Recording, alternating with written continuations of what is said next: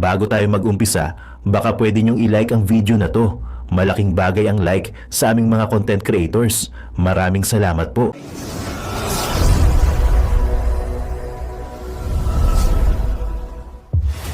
Ito pala si Torre, duwag. Boying, nag-init ang ulo. No? Muntik nang atakihin. Bago tayo mag-umpisa, baka pwede nyong i-like ang video na to. Malaking bagay ang like sa aming mga content creators. Maraming salamat po.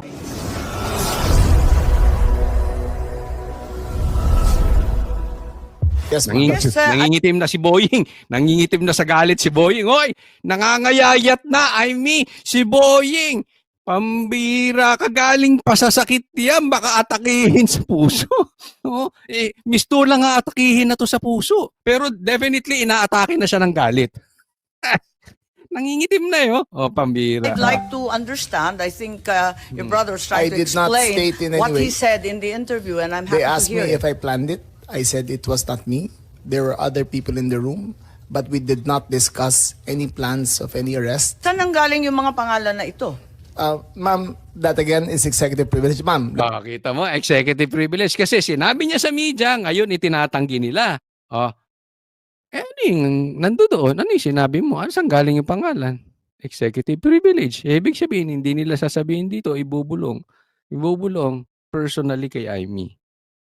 let me explain, ma'am. Let me explain first, ma'am. That is a secret. Interview po eh. Yes, Ang ma'am. liwanag Let eh. me explain first, ma'am. Mm. We were discussing rumors of Ako? an impending arrival. Ay, ayaw. Oy, ayaw. Chismis pala. Ang dinidiscuss nila, chismis. Isipin mo, nag-meeting ang mga sekretary, pinag-uusapan, chismis. Magagalit sa inyo si Claire niyan. Ha? O, yung hari ng chismis. Figuratively. Parang hindi yung ganun ang dating sa amin eh. Ang pagkaintindi that is namin, the whole apatan ng truth, plano. ma'am. That is we were discussing rumors. Pambira, tambang mahihira mga sekretary natin ngayon, ano? Chismis. Yan. Yan ang quality. Tingnan ninyo ang quality ng sekretary ni Marcos compared sa sekretary ni PRRD. Tugtog na lang natin para maintindihan ha. What was and who was really on top of this? Kayo ho ba? Because during the press conference of the president, it was you and the president. Yes. So ikaw ho ba nagplano ng lahat ng ito? Sino nagplano? Sino? Sino nagplano? John Vic, sagot. Ano? Hindi naman.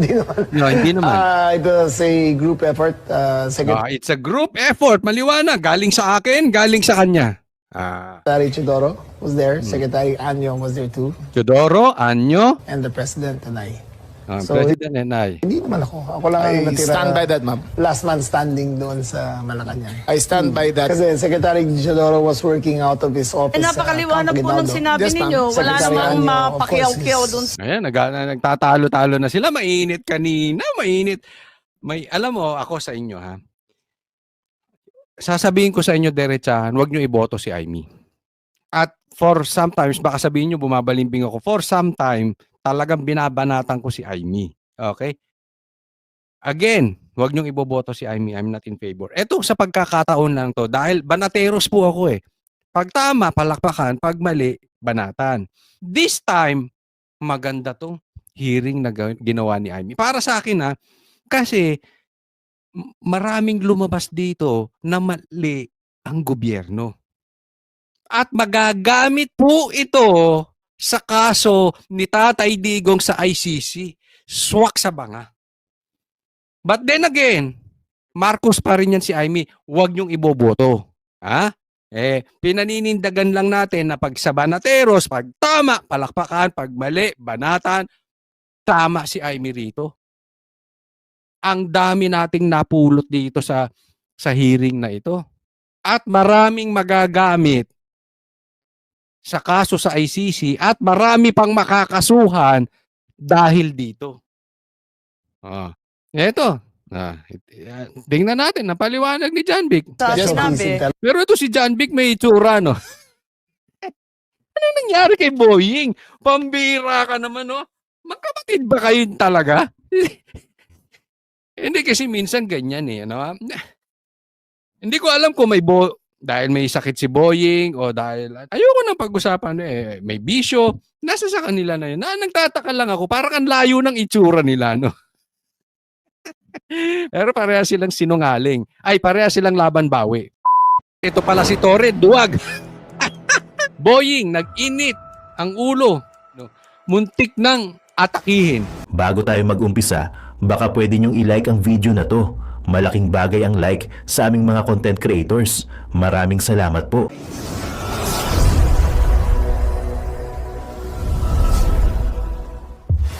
Nabunyag nga ang kawalang alam sa batas ng mga gabinete ni Bongbong Marcos matapos nilang aristuhin ang dating Pangulong Rodrigo Duterte at minadaling ipadala sa The Hague ng Netherlands.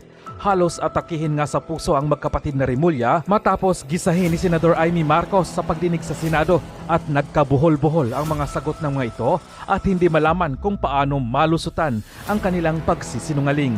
Matatandaang sinabi ni Department of Justice Secretary Jesus Remulla na walang jurisdiksyon ang International Criminal Court sa Pilipinas bilang isang estado, kundi sa mga individual lamang na inaakusahan ng mga krimen sa ilalim ng International Humanitarian Law. Na agad naman itong kinontra ng mga eksperto sa batas dahil gumagawa lamang anya ng sariling interpretasyon si Boying Remulla.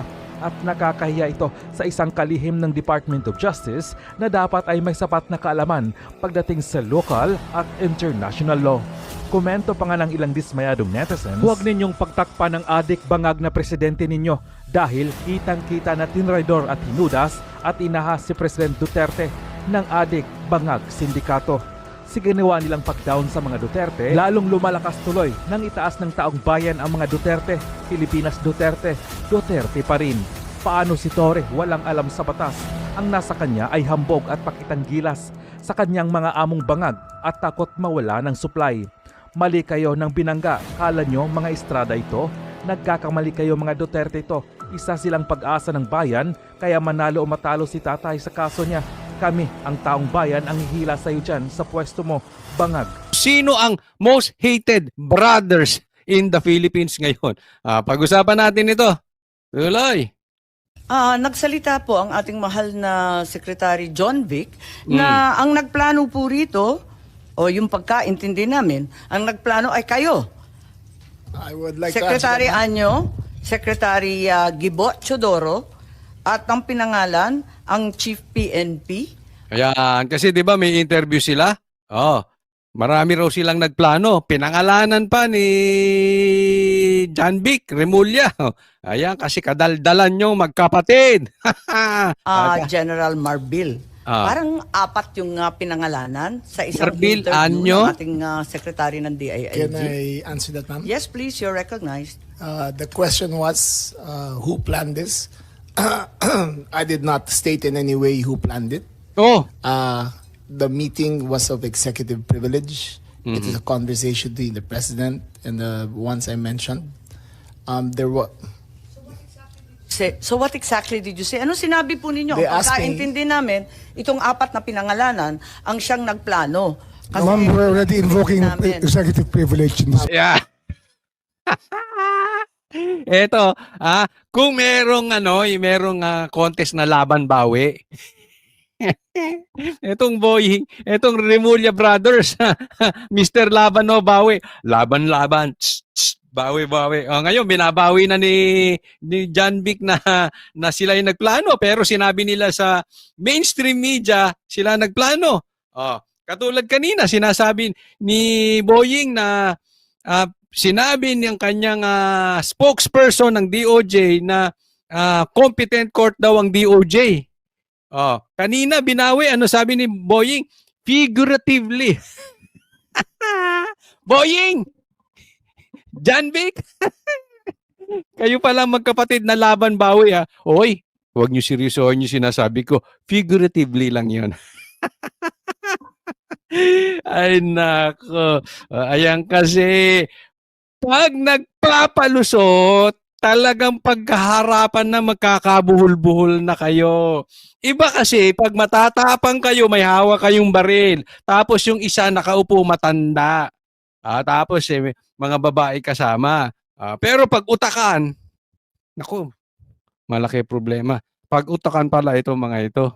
Atrasado. matter. Yes. We're invoking executive privilege in Yes, this. that's fine, but it's in Yes. the interview. Ito din, Chik, alam pansinin nyo kanina, ha?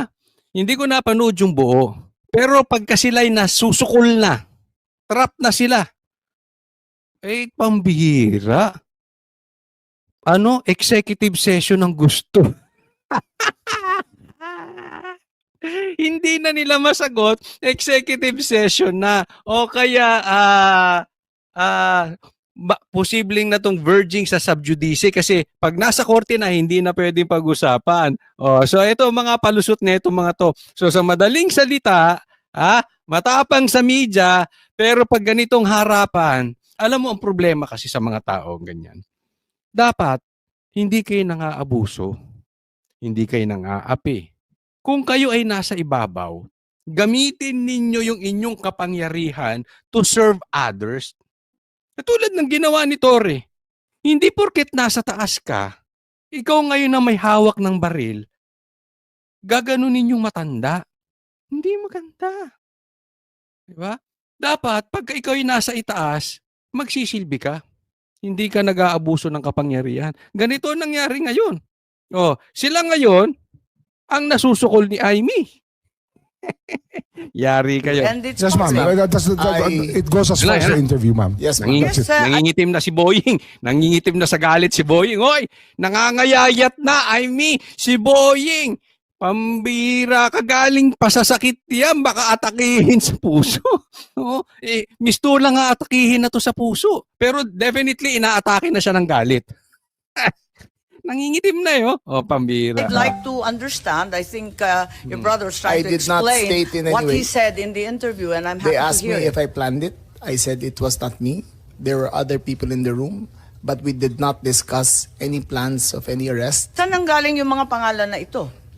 Ma'am, that again is executive privilege. Ma'am, Kita mo, executive privilege. Kasi sinabi niya sa media, ngayon itinatanggi nila. Ano yung nandoon? Ano yung sinabi mo? Ano saan galing yung pangalan? Executive privilege. Ibig sabihin, hindi nila sasabihin dito, ibubulong. Ibubulong personally kay Amy. let me explain, ma'am, let me explain first, ma'am. That is a secret. Interview po eh. Yes, Ang ma'am. liwanag Let eh. me explain first, ma'am. Mm. We were discussing rumors of Ako? an impending arrival. Ay, ayaw. Oy, ayaw. Chismis pala. Ang dinidiscuss nila, chismis. Isipin mo, nag-meeting ang mga sekretary, pinag-uusapan chismis. Magagalit sa inyo si Claire niyan. Ha? Yung hari ng chismis. Figuratively. Hindi yung ganun ang dating sa amin eh. Ang pagkaintindi that is namin, the whole apatan truth, ng plano. That is we were discussing rumors. Pambira. Tambang mahirap mga sekretary natin ngayon, ano? Chismis. Yan. Yan ang quality. Tingnan ninyo ang quality ng sekretary ni Marcos compared sa sekretary ni PRRD. Tugtog na lang natin para maintindihan ha. What was and who was really on top of this? Kayo ho ba? Because during the press conference of the president, it was you and the president. Yes. So ikaw ho ba nagplano ng lahat ng ito? Sino nagplano? Sino? Sino nagplano? John Vic, sagot. Ano? Hindi naman. No, hindi naman. It was a group effort. It's a group effort. Maliwanag. Galing sa akin, galing sa kanya. Secretary Chidoro was there. Secretary Anyo was there too. Teodoro, Anyo, And the president and I. So, President and I. Hindi naman ako. Ako lang ang natira. stand by that, ma'am. Last man standing doon sa Malacanang. I stand by that. Kasi Secretary Chidoro was working out of his office. Napakaliwanag po ng sinabi Yes, ma'am. ninyo. Wala Secretary namang Anyo, of mapakiyaw-kiyaw course, doon. Ayan, nagtatalo-talo na sila. Mainit kanina, mainit. Alam mo, ako sa inyo, ha? Sasabihin ko sa inyo, derechahan, huwag nyo iboto si Amy. At for sometimes, baka sabihin nyo, bumabalimbing ako, for some time, talagang binabanatan ko si Amy. Okay? Again, huwag nyo iboboto si Amy. I'm not in favor. Eto sa pagkakataon lang to, dahil banateros po ako eh. Pag tama, palakpakan. Pag mali, banatan. This time, maganda to hearing na ginawa ni Amy. Para sa akin ha, kasi maraming lumabas dito na mali ang gobyerno. At magagamit po ito sa kaso ni Tatay Digong sa ICC. Swak sa banga. But then again, Marcos pa rin yan si Amy. Huwag niyong iboboto. Ha? Pinaninindagan lang natin na pag sa Banateros, pag tama, palakpakan, pag mali, banatan, tama si Amy rito. Ang dami nating napulot dito sa hearing na ito. At maraming magagamit sa kaso sa ICC at marami pang makakasuhan dahil dito. Eto. Tingnan natin, napaliwanag ni John Vic. Sa Just sinabi, please tell- Pero ito si John Vic may itsura, no? Ano nangyari kay Boying? Pambira ka naman, no? Magkapatid ba kayo talaga? Hindi kasi minsan ganyan eh, ano? Hindi ko alam kung dahil may sakit si Boying o dahil ayoko nang pag-usapan may bisyo. Nasa sa kanila na yun. Nagtataka lang ako, parang ang layo ng itsura nila, no? Pero pareha silang sinungaling. Pareha silang laban bawi. Figuratively. Yes, ma'am. patayin na muna natin. Pakaliwanag naman ang sabi ninyo, hindi ako mag-isa kahit ako ang kasama ng presidente nung Correct. nagsalita sa press con, hindi ako mag-isa ang nagplano. No, Isang tapos ngayon itatanggap yung plinano nyo? grupo kami. Tapos pinangalanan mo. No, ma'am. Sinabi ninyo I state, ma'am, again, executive privilege, but Executive privilege. Hindi niya itatanggi kasi sukol.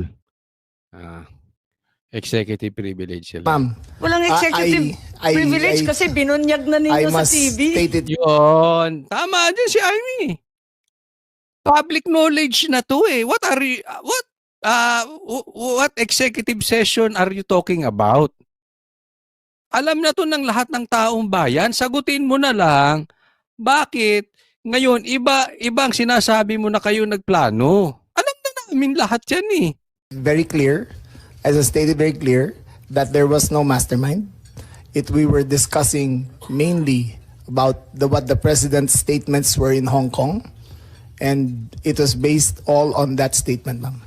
Sinabi ninyo na hindi kayo mag-isa na nagplano, kundi isang There was no grupo. planning, ma'am. Pero yun ang sabi eh. I said, hindi ako nagplano.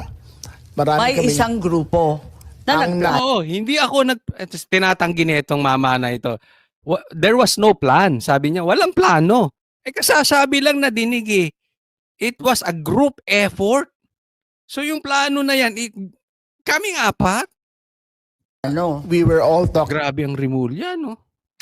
Ganyan ba kasi nungaling ang Rimulya? Nagtatanong lang ako, figuratively. Grabe, pero lumabas na expose ang Rimulya rito. Oo. Silang dalawa magkapatid. I mean, akalain mo naman. Ako, doon pa lang medyo out na yun eh. Saan ka naman nakakita ng delikadesa ng sekretary magkapatid? May galiwaw. Bongbong kakaiba ka talaga. Tapos, ang speaker, pinsan. Di ba? So, dito, sa aking pananaw, na-expose po, mahina po ang grasp pagdating sa batas, bagabat sila'y abogado, itong mga sekretary ni Marcos. Kung ang pag-uusapan lalong-lalo na, yung patungkol sa international law, and at the same time, yung due process. Na-expose sila dito. May kahinaan sila. And can you imagine that na binabayaran ng gobyerno ito? Parang lumalabas, kay Marcos, hindi importante yung yung know-how. Ang importante sa kanya, kaya niya bang hawakan sa liig. Pag sinabi niyang tahol, tahol. Pag sinabi niyang dila, dila. Parang ganyan lumalabas dito eh. Dahil sabi ko nga, ang daming error, ang daming mapupulot yung mga abogado kaya nga maganda rin to nasa English eh. Maraming makukuha yung abogado ni Tatay Digong dyan sa ICC mga magiging puti na po ang magiging abogado ni Tatay Digong. Talking about a rumor, ma'am, and that was all. Rumor lang yon? Yes, ma'am. Group effort ang sabi mo eh. Ang tanong niya kung ikaw ang nagplano, tapos sabi mo, There was no hindi, planning, group ma'am. effort. There was no planning, ma'am. Yun nga ang tanong Sabi nga sinong, ikaw ba nagplano? Hindi, group effort. So, ibig sabihin, grupo yung nagplano. Ang gulo-gulo mo naman dyan, kausap, ano ka ba? Anong Earlier, in-effort ng group ma'am, kapag hindi let plano? me make I think that we're intruding into executive privilege already, ma'am. Ayaw! Sugod si Boying! Executive privilege na naman. Pag-executive. Public knowledge na nga yan, Boying. Pambira. To the rescue si brother. Marcos, ang gagaling ng sekretary mo. I think that we Pero mas nautakan ha. Lumabas ang utak ni Amy dito compared sa dalawa. Sa bagay, hindi lang naman kasi ito talino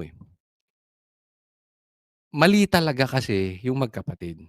Talagang may error Kaya siguro kahit sabihin nating matalino tong dalawang Remulla na ito, talagang mauubusan sila ng palusot dito. Why? Kasi in the first place, illegal arrest talaga yung ginawa. Maling-mali. Kaya wala silang lusot. Kahit sobrang talino pa ilagay mo dyan, mali yung ginawa. Hindi kayo makakasagot. please No, I'm respect just our. asking him to explain the media. Yes, ma'am. But Yes, it's already I'm a very thin confining- dividing line between what transpires in a room between cabinet members I will- and a media statement. But there's a very thin dividing line, ma'am. I Understood. hope that we can respect executive privilege. You want respect the executive privilege. You didn't respect the former president, the rights to the due process of the former president. Now you are asking respect? Gusto mo lang respetuhin? Yung executive privilege na kung ano-anong ek-ek yung due process nga hindi nyo ni-respect Hindi nyo nga hinarap sa korte sa Pilipinas, hindi nyo pinakuha ng brief. Si Tatay Digong basta nyo nilipad. Now you are talking here about respect? I think you are the least person para maging messenger ng respect. Understood, and the Senate and the Secretary Chodoro is fully aware. Every time there's a need to recess to executive session, I'm happy to do so, and I will do so when necessary. Pero ngayon, sinabi kasi sa TV, paliwanag naman ninyo sa atin kung ano ibig sabihin. Kasi ang sinabi, hindi ako mag-isa na nagplano, may grupo kami. They asked me if I had planned it. Sabi ko, I did not plan it. I said we were there, and not to skirt, ma'am, executive privilege. It was mainly because of the statements of the former president in Hong Kong. Lintik kayo. Hinuli nyo yung presidente because of gossip, because of chismis. Anong nangyayari sa gobyerno natin? That he said, in his words, ma'am, in Hong Kong, that I think you have a clip. He said that ang reading ko ay may ICC warrant of arrest na. That was the best of my recollection, ma'am. So anong pinag-group effortan?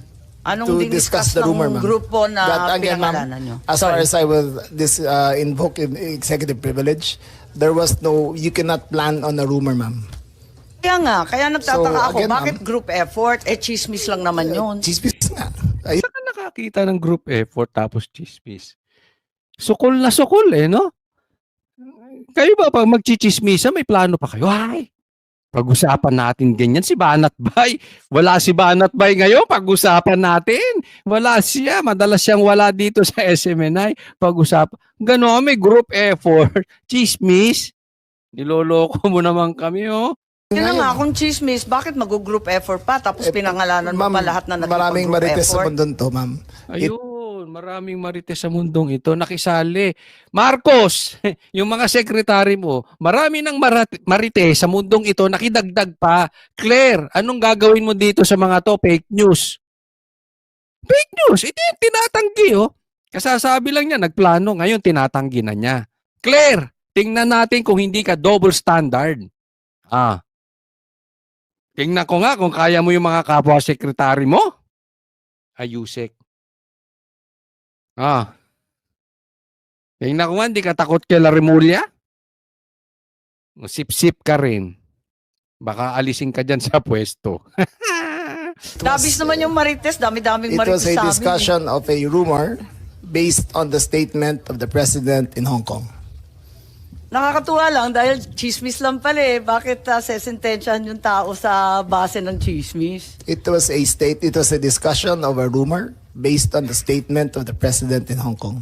So you deny that you're part and parcel of the planning and that the other persons you named, hindi rin sila kasali dun sa pagpaplano? Again, ma'am, we were discussing the statement of the former president while he was in Hong Kong, that he said that he said, in his words, ang reading ko ay may warrant of arrest na ako. So that was the only basis of the conversation. So ang pinapalabas nitong mama na ito, may warrant of arrest sinabi. Totoo naman sinabi ni PRRD. Kaya hindi ako naniniwalang may traitor eh. Dahil Sabado pa lang alam namin huhulihin na si Tatay Digong. So ang sinasabi nito si John Vic, doon daw sila kumuha ng marites kay PRRD. Nakimarites sila, may chismis at sinabi ni Tatay Digong meron na siyang warrant of arrest. So hindi sila nagplano, nakichismis lang sila kay Tatay Digong. Tapos, eksakto, meron nga warrant of arrest. So, sa madaling salita, mahina intel nyo, inaamin ninyo. Nauna pa kaming nakaalam na may warrant, nahuhulihin na si Tatay Digong. Naunaan pa kayo ni Tatay Digong yung huhulihin. Kayo mga sekretary, di nyo alam. Naman, naglolokohan naman tayo rito talaga naman. Huwag naman yung pinagloloko yung mga Pilipino. Pambihira naman kayo eh. Kaya naiinis ang mga Pilipino eh. Tingnan mo to. Isinisi pa kay PRRD. Alam ni PRRD raw. Hindi naman namin tinatanggi. Alam talaga namin. Nung nasa Hong Kong kami, alam na namin. Alam mo kaya yung lumalabas na chismis? Eto sasabihin ko sa inyo kung gaano kahihina itong mga trolls ni Marcos. Sinasabi nila na humingi daw ng political asylum sa China at sa Hong Kong si Tatay Digong. Hindi po totoo. Bakit? Siyempre sabihin mo, Cocholi, sasabihin mo yan. Siyempre, maka Duterte ka. Tanga, hindi. Simple lang naman eh. Hindi naman member ng ICC ang China. Hindi kailangan ng political asylum ni Tatay Digong sa China. Hindi niya kailangan ng political asylum sa Hong Kong. Hindi member ng ICC itong bansang ito. So hindi sila obligado ibigay si Tatay Digong. Pumunta lang sila doon, hindi sila gagalawin ng ICC. Pilipinas lang naman ang hindi member ng ICC. Pero binibigay natin yung taong bayan sa mga puting ito. Tayo lang ang walang yagbols, manindigan para sa ating taong bayan. Nalaglag tuloy. Yan ang totoo nun. So tigil-tigilan nyo yung chismis sa China, hindi po. Kaya alam mo, this is very, very important. I want to be serious in this thing. Maganda yung ginagawa ni Amy kasi kailangan masolusyonan ito. If there is an illegal arrest, this is very, very important. Hindi po pwedeng sinasabi ni Boying na this is a done deal. No, sir, this is not. Bakit? Kasi marami pang kasunod. At sinabi ni Claire, pag kinakailangan maipapahuli dito ang Interpol or ang ICC, kahit hindi tayo member, even Boying sinabi niya. Ngayon, nagbago sila ng isip. Sinabi ni Boying. Nagbabago naman ang pag-iisip ang tao kasi sinasabi yung dati yung sinabi ni Marcos dati, for the 100th time hindi tayo magko-cooperate kay ICC. Ngayon, pag may huhulihin sa Pilipinas, they will cooperate even though we are not member. So anong punto? Dapat talaga madesisyonan na ito that this is illegal arrest. Hindi po pwede. Meron tayong batas eh. Kung meron kayong problema sa tao, sa mga Pilipino, ihablan nyo dito sa korte natin, tapos dito nyo litisin. Kasi binabypass nyo ang due process. Halimbawa, ako, si Bato, o kung sino man, si Roque, basta nyo lang isumbong sa ICC, may merong warrant of arrest, huhulihin siya ni Torre, dadali na siya ron. Delikado po yan. Delikado sa atin lahat, hindi lang sa aming mga vloggers, pati sa inyo. Pag kayo nagsalita sa gobyerno, pwede nilang palabas sa ICC, labasan to ng ano? Labasan to. Kasi dito sa atin, dadaan ka sa korte. So labasan nyo to ng warrant. Then huhulihin na lang ni Torre, papadala na lang doon. Tahimik na yung vlogger. Tama o tama-tama. So this is not a done deal, boying. For us, this is not a done deal.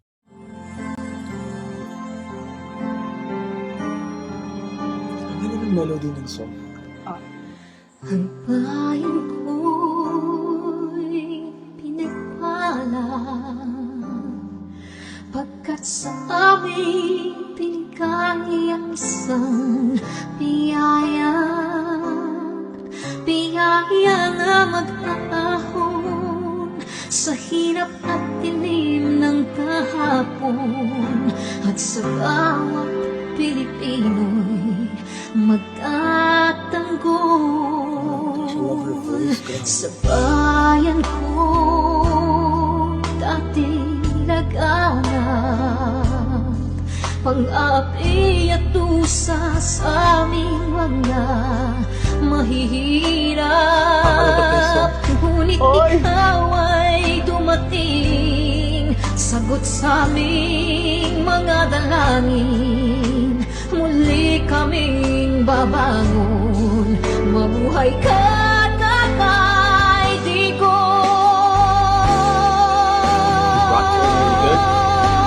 Ama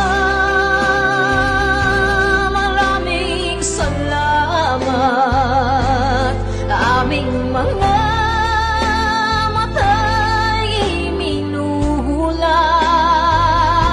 gawain ng masasamay iyong isiniwalat ikaw lang ang pag-asa naming lahat.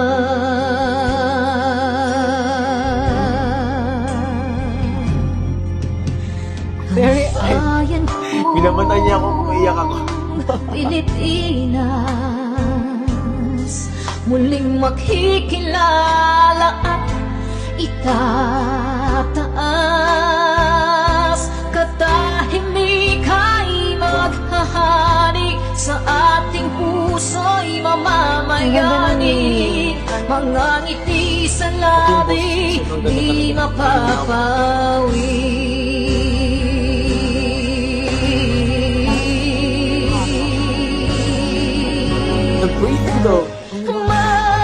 Mabuhay ka, Tatay Digong, maraming salamat.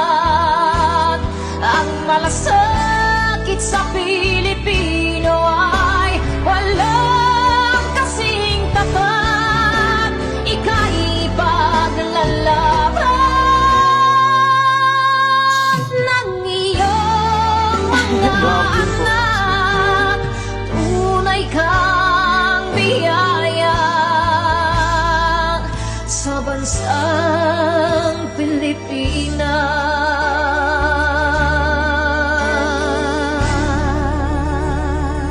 Haba. Gosh. Irene Oika. Nay, ito na yung bayad ko sa isa, ano? O, kunin mo yung isa. Isa muna, iyan, no? Tapos, isa pa, di ba? 4 dapat na sardinas, eh. Yan. 3 na. Pang-4 na sardinas. Okay na.